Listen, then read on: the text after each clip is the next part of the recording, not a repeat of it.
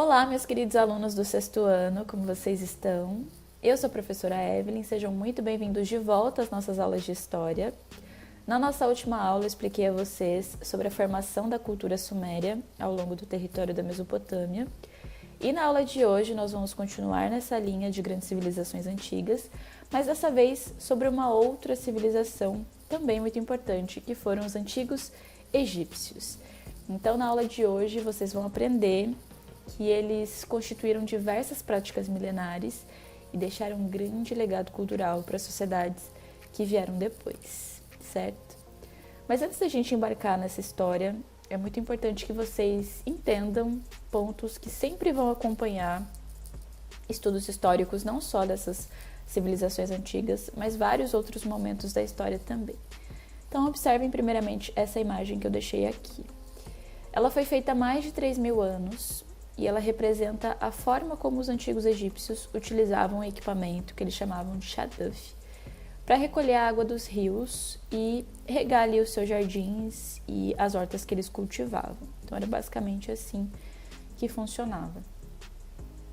Agora olhem essa outra imagem aqui, ela mostra um morador do Egito atual usando nos dias de hoje o mesmo equipamento que os antigos egípcios utilizavam para recolher a água do rio Nilo. O que eu quero dizer com essa comparação aqui é que, apesar dessas duas situações estarem separadas no tempo por milhares e milhares e milhares de anos, esse modo de os egípcios recolherem a água, ele praticamente não mudou. E é isso que na história nós chamamos de permanências históricas. Foi algo que foi produzido lá atrás, há milhares de anos, e mesmo com a evolução, com o passar do tempo, ela praticamente não se altera. É algo que permanece, certo? Agora vamos ver aqui um outro ponto de vista. Essa imagem acima, ela representa a estátua do faraó Ramsés II. Faraó, para vocês entenderem, era o nome que se dava aos grandes governantes, aqueles mais importantes do Antigo Egito. Os egípcios, eles acreditavam que os faraós eram os representantes dos deuses na terra, como se os deuses tivessem enviado aquela pessoa para governar a população do Egito. E uma vez no poder, o faraó ele governava até sua morte, ele só podia ser sucedido por um dos seus herdeiros. Então o faraó era a força política mais relevante do Antigo Egito, tá? Já essa imagem aqui abaixo, ela foi feita em Gizé, em 2018, e ela mostra uma mulher votando nas eleições presidenciais do Egito. Então, professora, você quer me dizer que não existem mais faraós no Egito? Exatamente. Hoje em dia, o Egito é uma república democrática onde existem eleições. Então, aquela maneira de se fazer política, de organizar administrativamente o Egito, baseada e centralizada na figura de uma única pessoa que era o faraó, isso ficou lá atrás. Hoje em dia, a população ela consegue participar, dando a sua opinião, dando o seu voto, através das eleições. Então, nesse caso, nós temos o exemplo de ruptura histórica. O que é ruptura, professora? Ruptura é quando algo se desfaz, quando algo se quebra, quando algo se transforma. Ou seja, aquele tipo de modo de governo antigo ficou lá na antiguidade e não é mais utilizado no Egito. Então, o que a gente pode concluir com esses exemplos que eu trouxe para vocês? É que a história, não só do Egito, mas a história como um todo, ela é feita de rupturas e permanências, coisas que se transformam e coisas que permanecem. E são algumas dessas características da história do Egito Antigo que a gente vai estudar na aula de hoje, certo?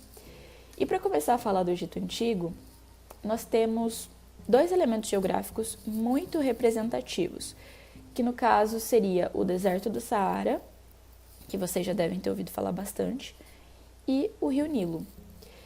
Observem primeiro aqui essas imagens. Essa imagem ela foi feita por um satélite no momento em que sobrevoava o continente africano. Aliás, vocês sabiam que o Egito fica na África? Pois é, e percebam que ali ao norte do continente tem uma região que praticamente a gente não vê a cor verde, que representa a vegetação, né, as árvores. é como se fosse um borrão bege, né? Sabem o que é isso? É o deserto do Saara. O Saara é o maior deserto do mundo, ele tem mais de 8 milhões de quilômetros quadrados.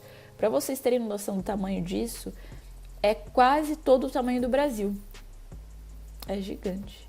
Mas ele não fica todo no Egito não, tá? O Saara ele atravessa em uns 10 países e ele divide o continente africano em duas partes. Ali em cima, no norte do continente, ficam os países como o próprio Egito, a Líbia, a Tunísia. Já o sul, que seria a África subsaariana, nessa localização geográfica abaixo do deserto do Saara, fica a maior parte das nações africanas, como Angola, o Congo, o Quênia, a África do Sul, tá? Mas foi exatamente o norte da África que acabou se tornando o berço da civilização egípcia. E além do deserto ser algo muito marcante no contexto egípcio, existe também uma relação bem forte deles com o rio Nilo. E é um fato profundamente importante na história do Egito que eu vou frisar bastante com vocês nessa aula.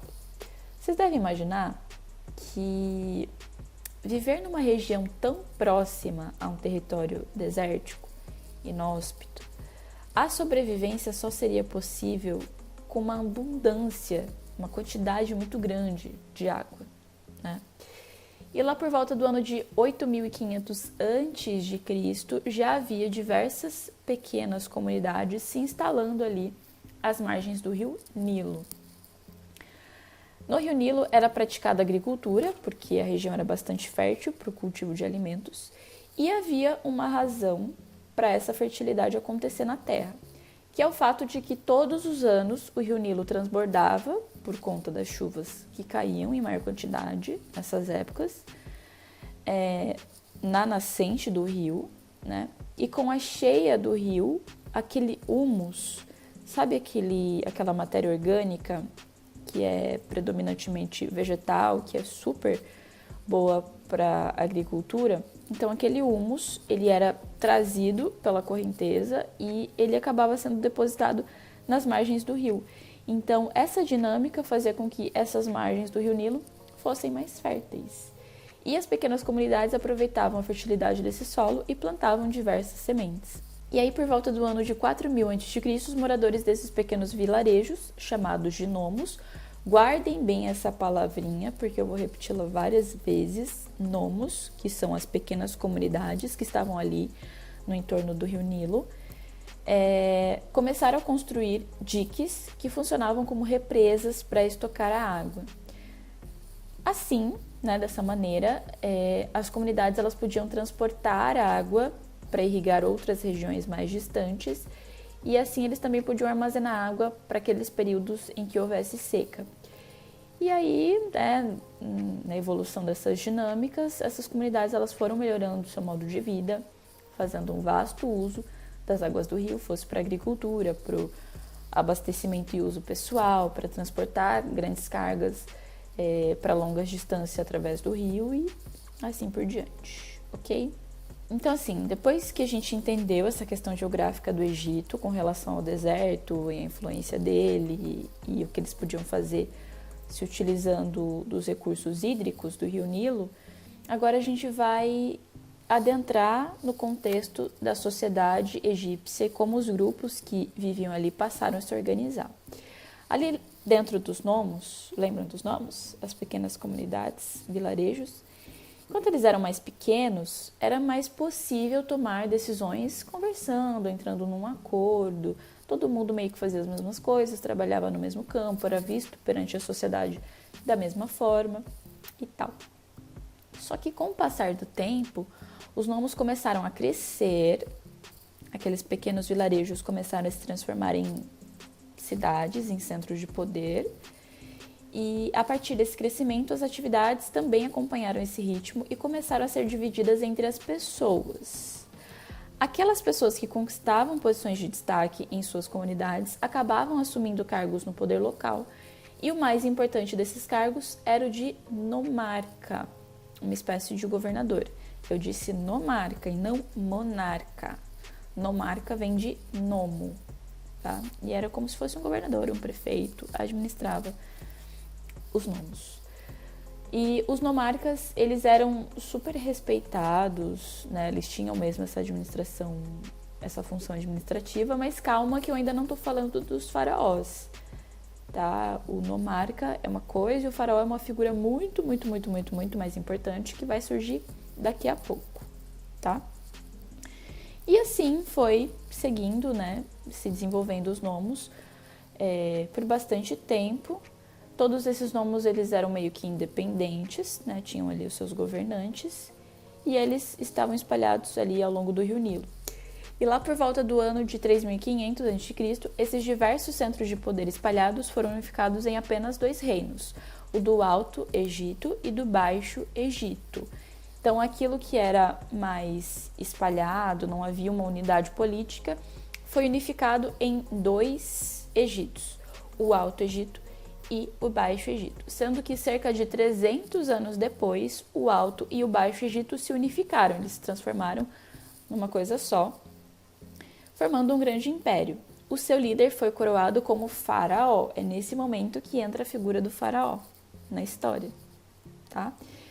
E, informação importante, a unificação dos 2 reinos, o Alto e o Baixo Egito, pode ser considerado o marco inicial da civilização egípcia que perdurou por mais 3.000 anos. Então, essa unificação que acontece ali naquele momento é que a gente pode considerar que, de fato, é o pontapé inicial para o que nós conhecemos como cultura egípcia, tá?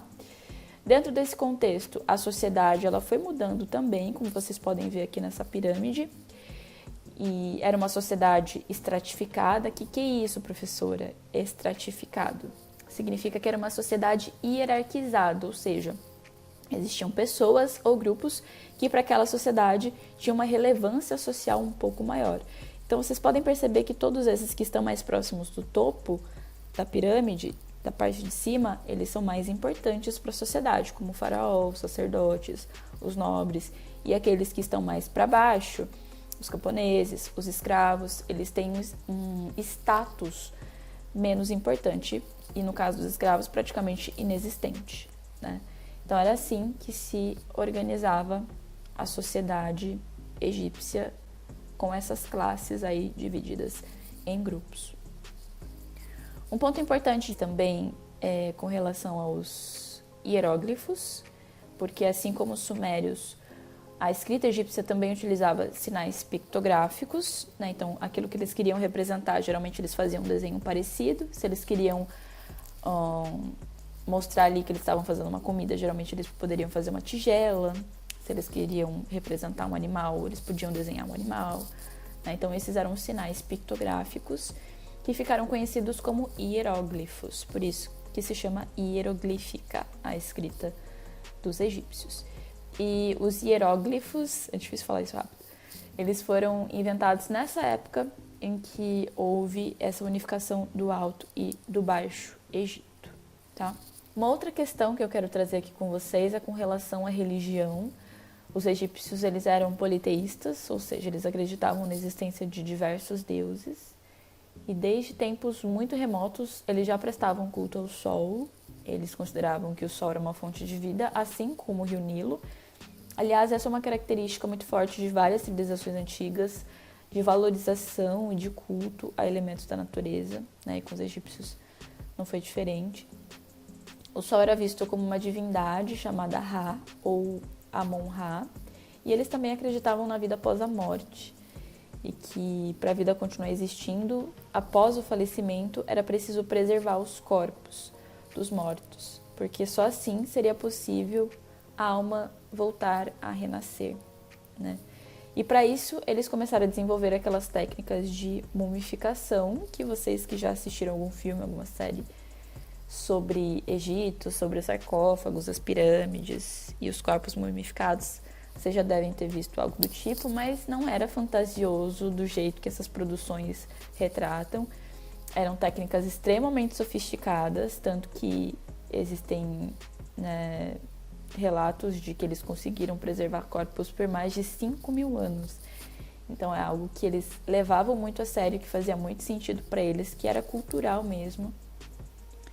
e que era muito importante dentro do contexto deles. Então, dentro dessa história milenar do Antigo Egito, vocês puderam perceber que eles foram responsáveis por diversas construções, e eu precisaria muito do tempo de vocês para falar todas as áreas do conhecimento das quais os egípcios dominaram, seja na engenharia, na astronomia, na anatomia, na medicina, nas artes, enfim, muitas coisas, muitas situações extremamente relevantes.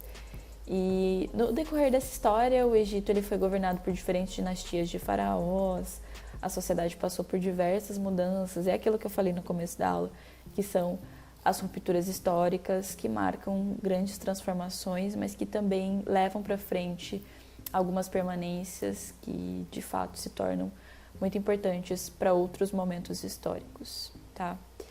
Então, por hoje é isso. Espero que vocês tenham gostado da aula de hoje. Espero que tenha ficado tudo esclarecido. Fiquem de olho no calendário escolar, porque as nossas próximas 2 atividades serão com base na aula de hoje. E se vocês ficarem com alguma dúvida, tiverem alguma curiosidade sobre esse assunto, é só me chamar lá no Discord, que a gente vai conversando, vai tirando as dúvidas e vai ampliando mais esses conhecimentos, ok? Então, um beijo para vocês, se cuidem e até a nossa próxima aula.